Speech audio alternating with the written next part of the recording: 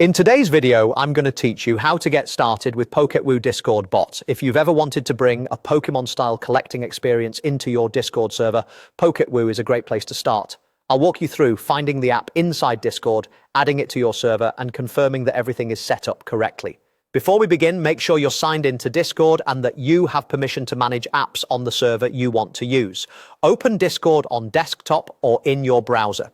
From the left sidebar or the home area, look for the Discover section. This is where you can browse communities and apps. Click Discover, then switch over to the Apps tab at the top. In the search bar, type Poketwo.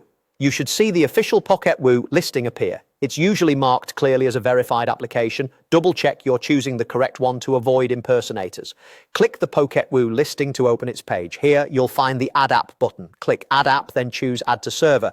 Discord will prompt you to pick the server where you want to install it. Use the drop-down to select your server. If you see a list view afterward, click your server again to confirm. In many screenshots, you'll see a server named My Server as an example. Just select the actual server you manage. When you're ready, click Continue. Discord will show the permissions the app is requesting. These are required for the bot to function, like reading and sending messages.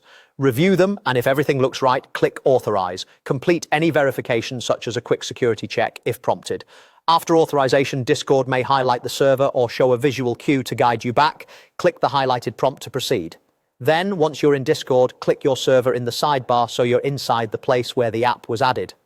At this point, Poketwo is installed. You should see it in your server's member list or in your app directory. If it doesn't appear right away, wait a moment and try switching channels. A quick tip, decide which channel you want to use for bot interactions so regular chat doesn't get cluttered. You can also check your server's channel permissions to ensure Poketwo can read and send messages there.